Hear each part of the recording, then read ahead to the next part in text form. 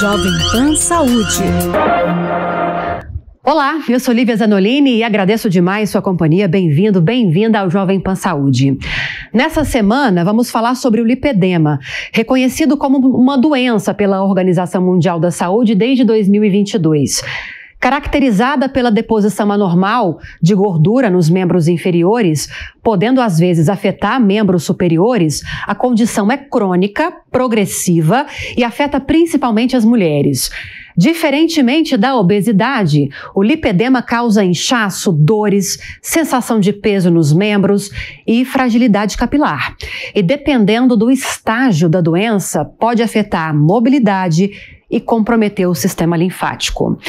Para a gente falar mais sobre isso, eu recebo aqui nos estúdios o Dr. Fernando Amato, cirurgião plástico e membro da Sociedade Brasileira de Cirurgia Plástica.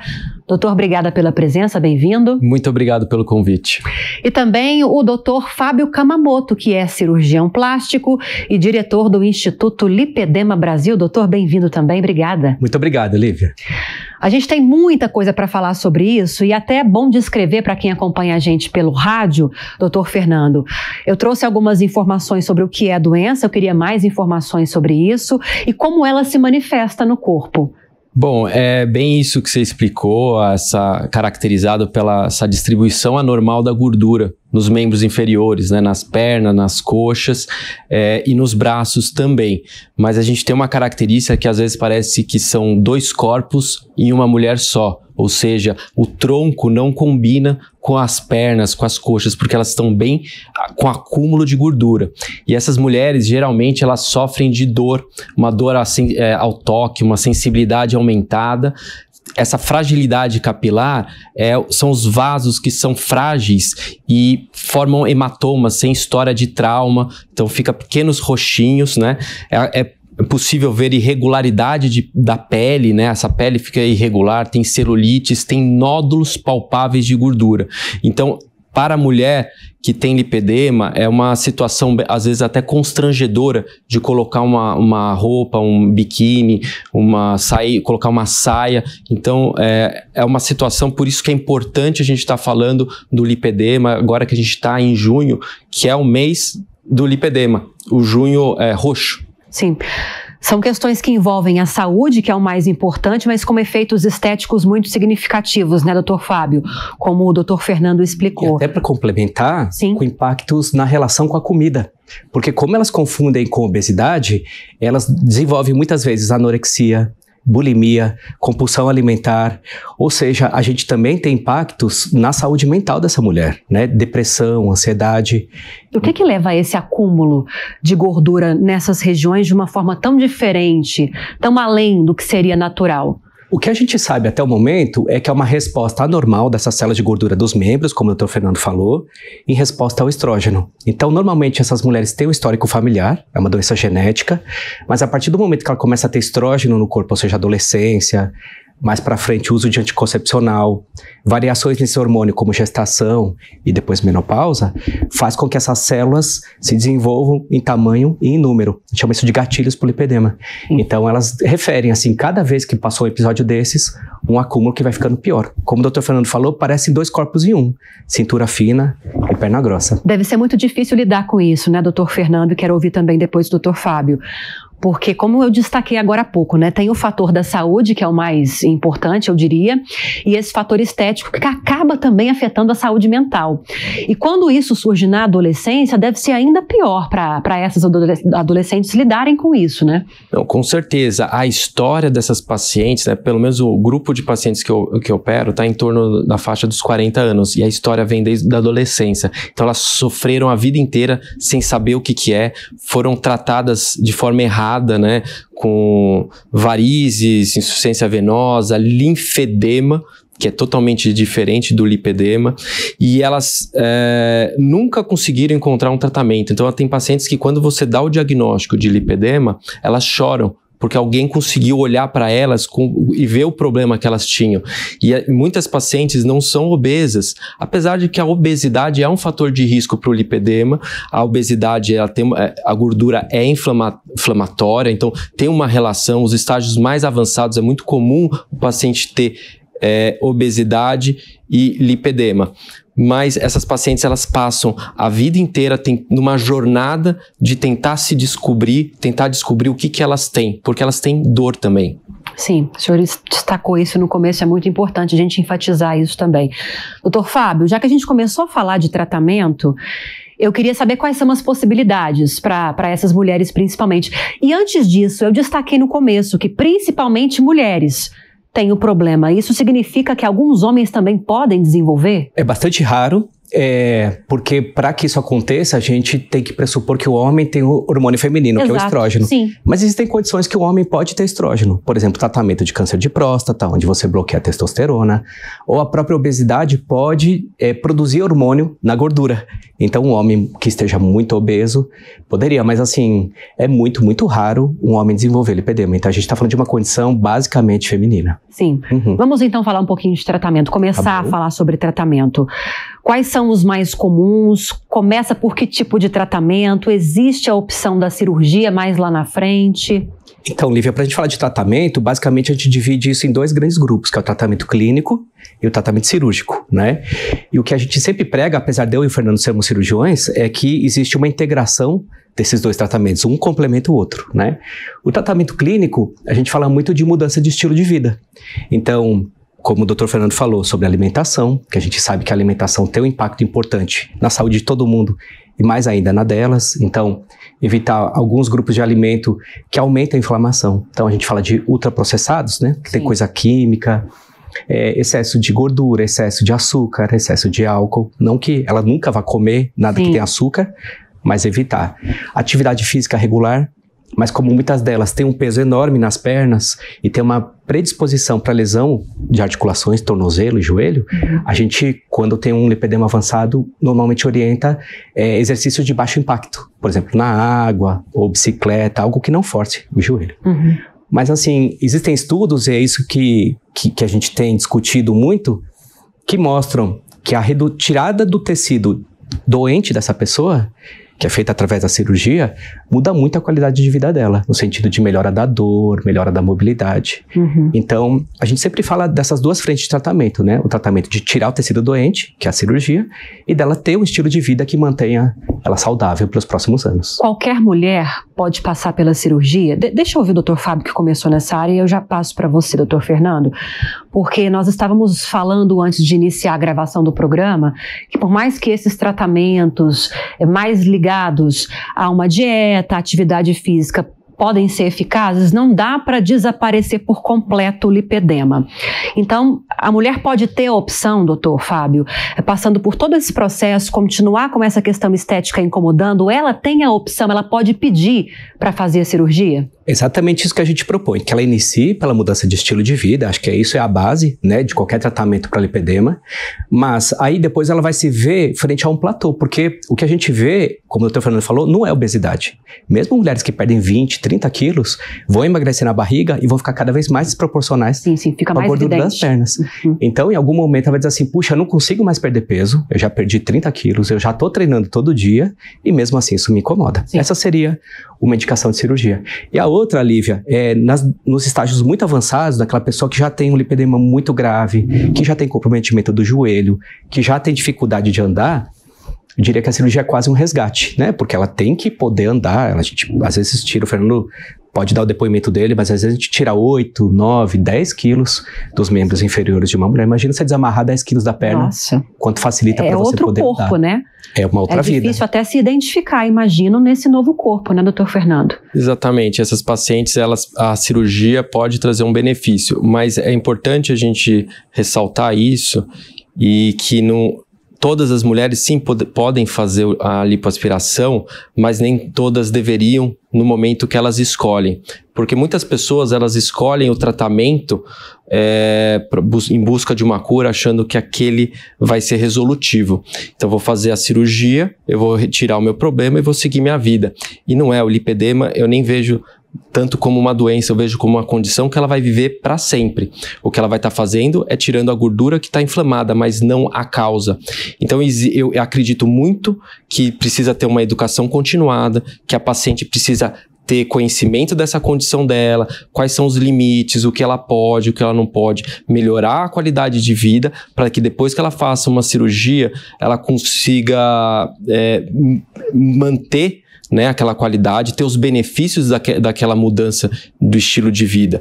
Então tem pacientes que às vezes me marcou bastante, paciente bem avançado, que eu tirei 8 litros de gordura e que ela não pôde operar, ela estava doida para operar, tinha toda a indicação, mas a gente teve que esperar 3, 4 meses. Ela seguiu certinho tudo que eu fiz. No dia da cirurgia, a pele dela estava mais mole, ela estava com menos dor. Ela mesma falou: nossa, doutor, foi a melhor coisa que a gente fez, foi ter parado um tempo, 3 meses me preparando para a cirurgia. E eu geralmente espero 6 meses para fazer a cirurgia, para que a pessoa tenha essa mudança e estabilização do estilo de vida. E até uma condição de saúde, imagino, mais segura para fazer a cirurgia, ou não interfere isso? Com certeza, porque essas pacientes, às vezes, nos estágios avançados, além da obesidade, tem diabetes, né? Diabetes, pressão alta, então você consegue controlar essa paciente e às vezes até o nível de diabetes está melhor. Então tem um momento certo de fazer a cirurgia, não pode ser quando ela quer, é quando ela está em condições, quando ela pode fazer a cirurgia. O que eu concordo plenamente com o Fernando, e é isso mesmo, assim, existem cirurgias que são passivas. Por exemplo, você tem que tirar seu apêndice, você vai lá, se interna, tira o apêndice e acabou.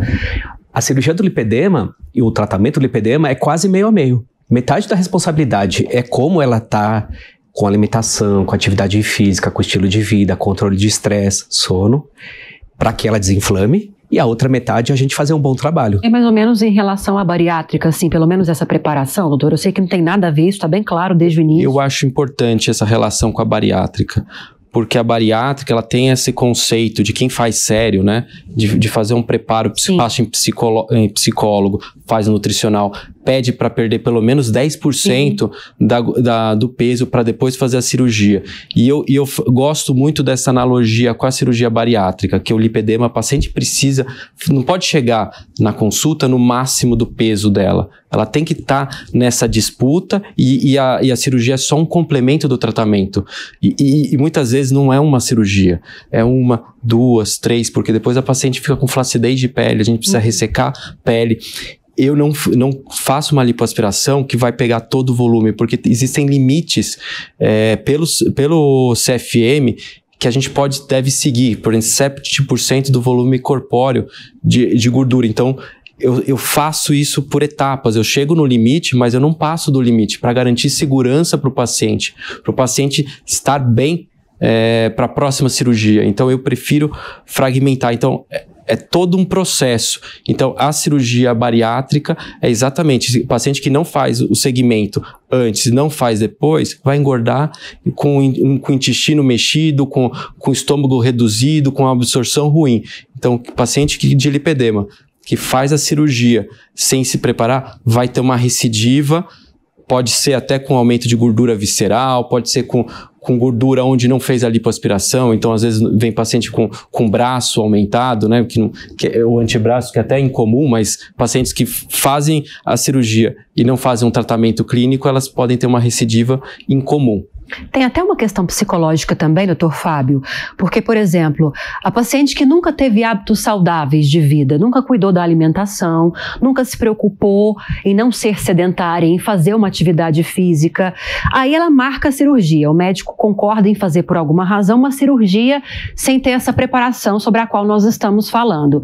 O que vai levar essa paciente que nunca se preocupou com isso antes a ter um marco muito bem definido na vida, que agora eu fiz a cirurgia e agora eu vou mudar completamente? Tem essa questão psicológica também de já trazer esses bons hábitos antes para que seja um processo mais natural depois? Não tenha dúvida. Isso que o doutor Fernando falou, eu acho que é essencial que a gente incuta, que ela aprenda esse novo hábito antes de começar, né? Tem um artigo científico que fala assim, se o lipedema é um inimigo ou é um amigo, né? Inimigo óbvio, né? Assim, tem dor, tem constrangimento social, tem deformidade, todas as limitações.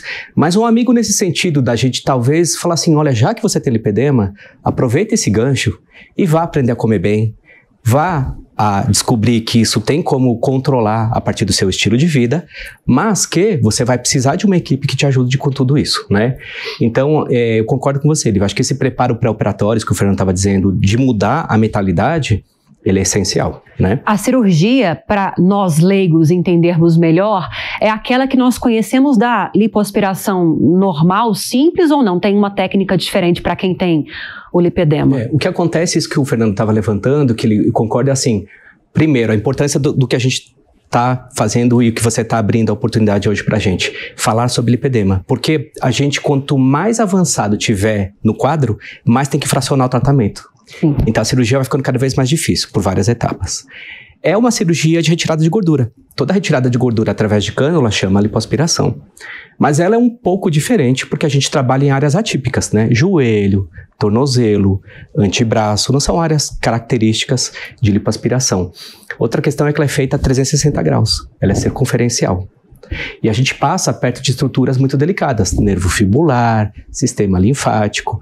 Então por isso que também existe, por parte dos médicos também, um preconceito em relação a esse tratamento, porque, como tudo na vida, a gente tem que fazer um treinamento específico para poder fazer isso, porque a gente pode, se não for bem realizada, piorar uma situação. Mas, como a gente estava dizendo, quando bem realizada, tem estudos que mostram 86% de redução de dor depois da cirurgia, 96% delas dizem que melhora a mobilidade, qualidade de vida, em 84% delas dizem que a vida melhorou. Então, como tudo, acho que exige um treinamento específico. Então, te respondendo a pergunta, é uma cirurgia que é uma lipoaspiração, e muitas vezes, como o Fernando falou, de retirada de pele, inclusive, mas com técnicas específicas. E o pós-operatório, doutor Fernando, como é, diante dessas questões que chamam a atenção para alguns cuidados importantes? Excelente pergunta. Aí, acho que o grande detalhe para o cirurgião plástico comum, que não está habituado, é o pós-operatório.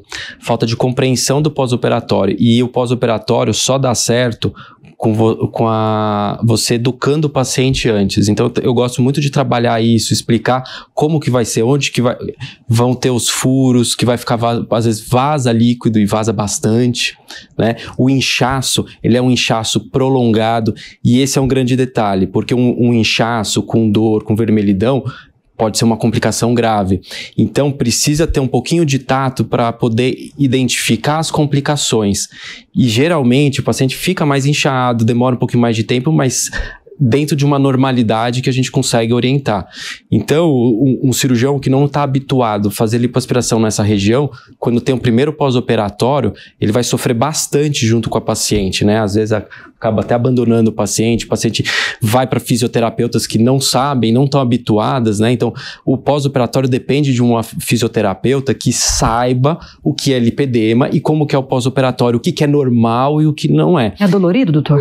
Não é dolorido, pelo menos os meus pacientes, eles não têm dor, eu fiz uma revisão de todos os meus casos, a única paciente que eu tive dor no pós-operatório, depois eu descobri que ela estava com uma compressão de nervo na coluna, e a gente descobriu que não tinha nada a ver com a lipoaspiração. Pode ficar um edema residual, às vezes até 4 meses, mas geralmente o benefício que elas têm, e que elas relatam, assim, doutor, esse inchaçozinho aqui não é nada, pelo que eu tinha, pelo que eu sentia de dor, e tenho melhora de dor.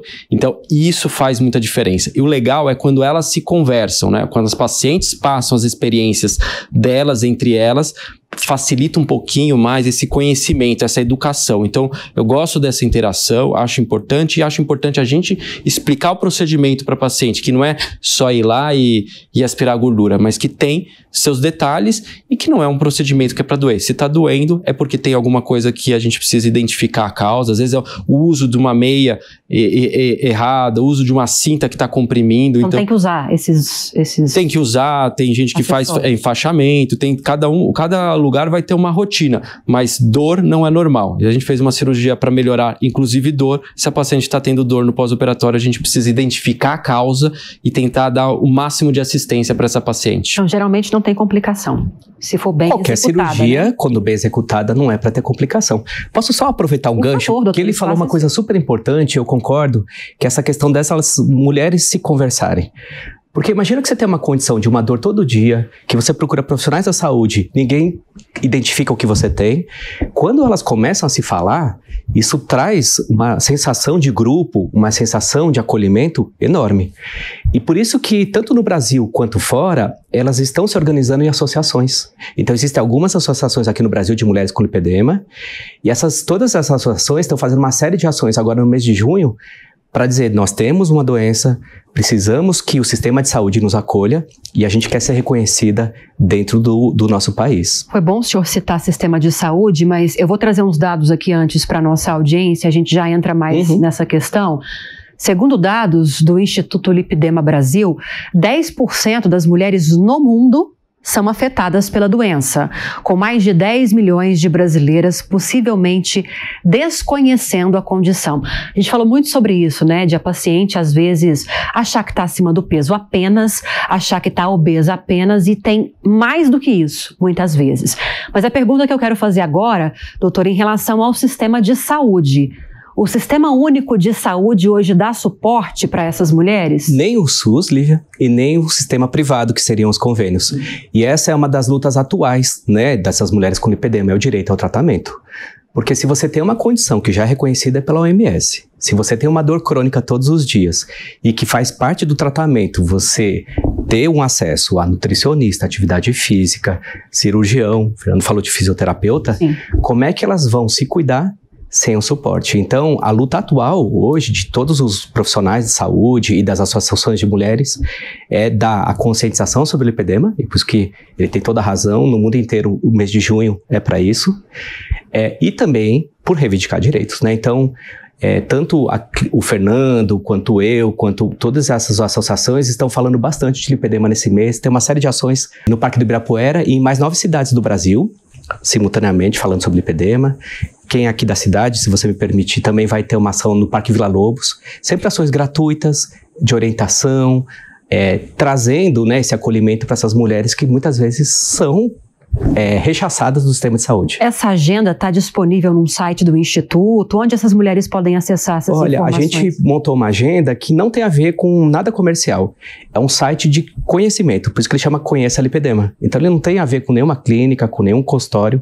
Ele é basicamente assim, conheça o que é lipedema e todas as ações de conscientização a respeito desse tema. Esse dado que eu trouxe agora, de 10% das mulheres no mundo terem um problema, muito possivelmente é muito maior do que isso então, né, doutor?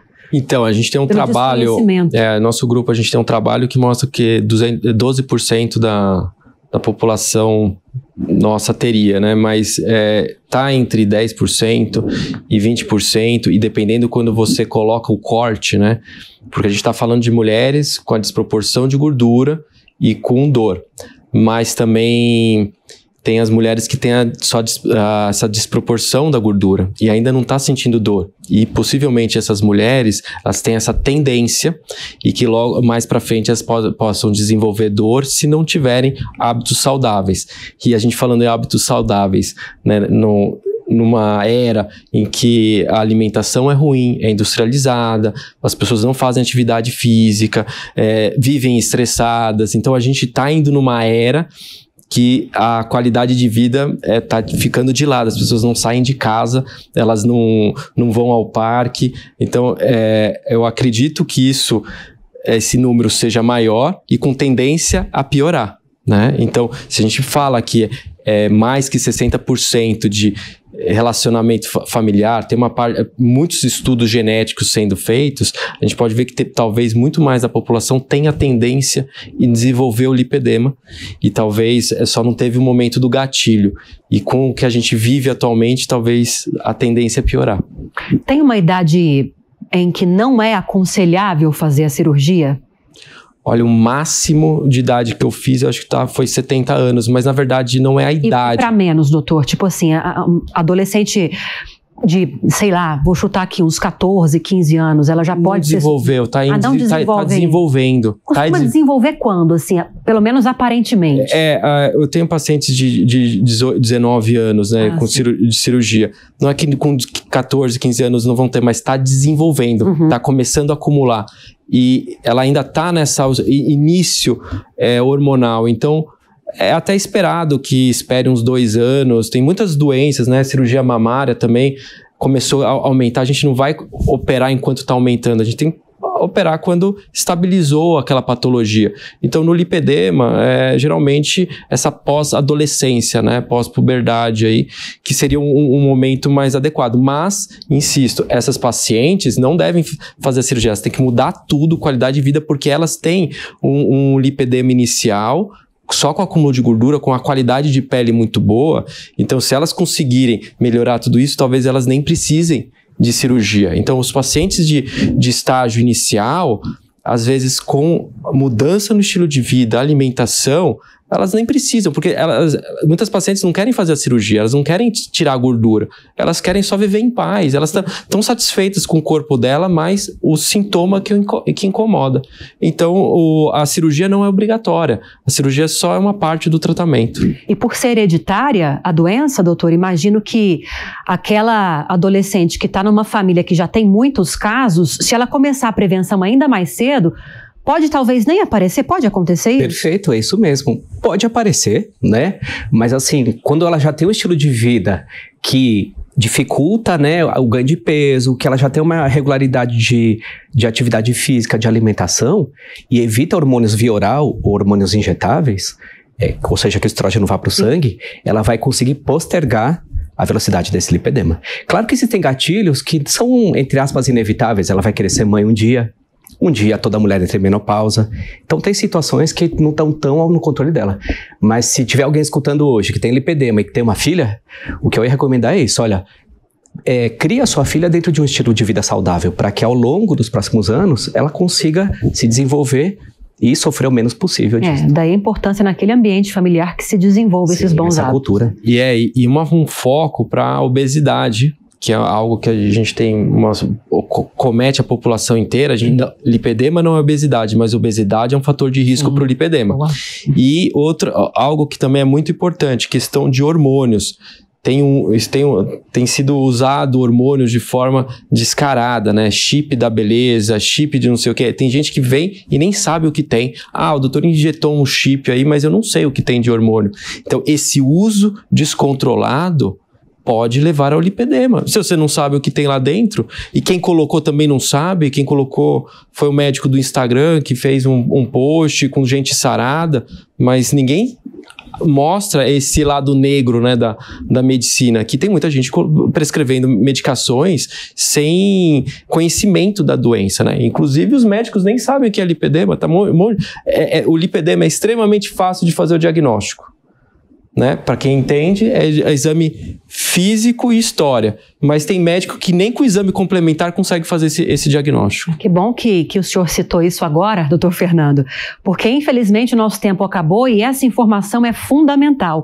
Cuidado com essa ingestão de hormônios. E aí dá para falar até dos anticoncepcionais também, que é preciso orientação até para isso, né? Rapidinho, para a gente fechar.